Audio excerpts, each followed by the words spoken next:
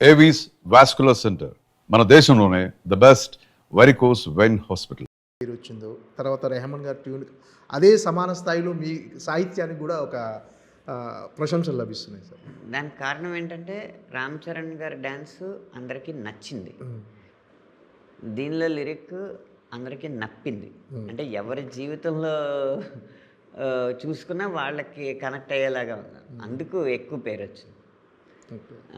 ప్రతి దాంట్లోనూ ఇంచుమించు పెద్దవాళ్ళు చిన్నవాళ్ళు ఎంతమంది చేసిన ప్రతి ట్వీట్లోనూ రామ్ చరణ్ గారి పేరు, నా పేరు, రెహమాన్ గారి పేరు, జానీ మాస్టర్ పేరు లేకుండా లేదండి.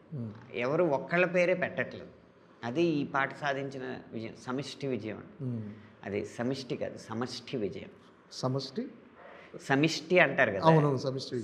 అది ఈకారం లేదు, సమష్టి విజయం. ఓకే సార్, చిరంజీవి గారు మిమ్మల్ని పిలిపించడం ఒకరోజు, అంటే ఆ రోజు మొత్తం పాట గురించి డిస్కషన్ జరపడం, ఆ క్షణాలు ఎలా అనిపించినాయి సార్ మీకు? నిజంగా మళ్ళీ అందరి వాళ్ళు ఆయన భుజం తట్టి ఎంకరేజ్ చేసినప్పుడు ఎలా అనిపించిందో, 20 సంవత్సరాల కెరీర్ని ఆ 20 సంవత్సరాల వయసులో ఆయన భుజం తట్టినప్పుడు ఎలాంటి ఆక్సిజన్ అందిందో, ఇప్పుడు మరో 20 సంవత్సరాలకు కావాల్సిన ఆక్సిజన్ అందిందని అనిపించింది ఆ విషయం. సార్, ఈ పాట కింద యూట్యూబ్లో వచ్చిన తర్వాత కింద కామెంట్స్లో చాలామంది లెజెండ్ సీతారామ శాస్త్రి గారి తర్వాత మళ్ళీ అనంత్ శ్రీరామ్ గారు ఇలాంటి పాటలు రాయటంలో ఆయనకి చెల్లింది అని ఒక కామెంట్స్ చూశాను నేను చాలా. ముఖ్యంగా ఈ పాటలో అసలు సీతారామ శాస్త్రి గారి శైలిని మనం అనుకరించలేదు ఎక్కడ. అంత ఇన్స్పైరింగ్ పాటలు రాయటంలో ఆయన శైలి వారసత్వం తీసుకోవడం అనేది పెద్ద సాహసమేనండి. ఎవరి దారిలో వారు ఉండడమే శ్రేయస్కరం. ఆయన వదిలిన ఆ జ్ఞాన సామ్రాజ్యం ఏదైతే ఉందో, ఆ జ్ఞాన సంపద ఏదైతే ఉందో, అది ఆయన పేరు మీద అలా ఉండడమే కరెక్ట్. దానికి వారసత్వం లేదు. దానికి వారసుడైన ఆయనే, దానికి కన్నదైన ఆయనే. ఓకే, ఫైనల్గా పెద్ది అసలు ఏంటి సార్, ఎలా ఉండబోతుంది, ఎలాంటి సెన్సేషన్ క్రియేట్ చేయబోతుందని ఎక్స్పెక్ట్ చేయొచ్చు? అంటే ఈ పాటతో మరింత అంచనాలు పెరిగినాయి. కమర్షియల్ ఫార్ములాని నమ్మకుండా కథను నమ్మి కమర్షియల్గా తీసిన సినిమా పెద్ది. మీకు కావాల్సిన కమర్షియల్ మూలకాలు అన్నీ ఉంటాయి, కానీ కావాల్సిన రంగులో ఉండవు అంతే. ఓకే, ఖచ్చితంగా ఫస్ట్ హాఫ్ సెకండ్ హాఫ్ అన్న తేడా లేకుండా అలా పట్టుంచుతుంది. ఇంకో లక్షణం ఏంటంటే, సినిమా చూసి వెళ్ళిన తర్వాత ఒక జ్ఞాపకంలాగా ఒక 10 రోజులు అలా మన మెదడులో అది ఒక బల్బులా ఆరుతూనే ఉంటుంది.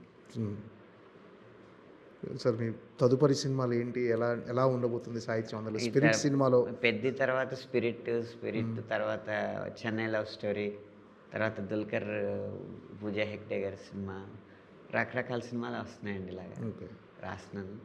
చిన్న సినిమాల్లో కూడా చాలా పెద్ద స్థాయికి వెళ్ళే పాటలు ఉన్నాయి, పెద్ద సినిమాల్లో కూడా చాలా విలువైన పాటలు ఉన్నాయి.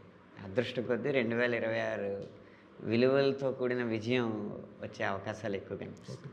ఏంటి సార్, అంటే స్పిరిట్ ఎలా ఉండబోతుంది అంటే ఆల్బమ్ పరంగా, మ్యూజిక్ పరంగా? అంటే అందులో ప్రభాస్ గారు ఒక కాప్ రోల్ చేస్తున్నారు, అంటే అది సందీప్ రెడ్డి గారు వంగ గారి శైలిలో ఉండబోతుందా సినిమా ఏంటి అంతా?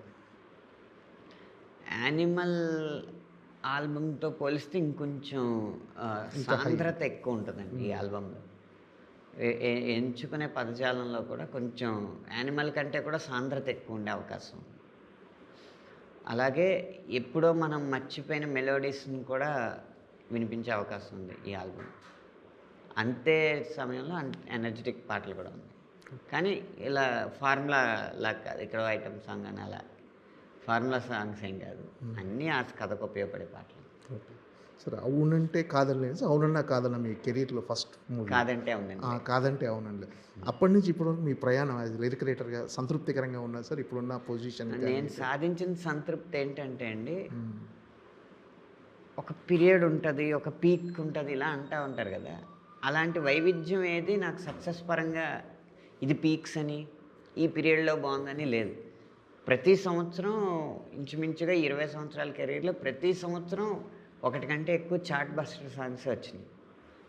దానికి కారణం ఏంటంటే, ఎప్పటికప్పుడు లోకం తీరుని గమనించడం, ఆ యువ తరంతో స్నేహం చేయడం, వాళ్ళ భావాలు కనుక్కోవడం, వాళ్ళతో పాటు ప్రయాణించడం, వాళ్ళతో పాటు ఎనర్జెటిక్గా ఉండడానికి ప్రయత్నం చేయడం, దీనివల్ల నాకు వాళ్ళకి పెద్దగా వయసు తేడా కనిపించట్లేదు.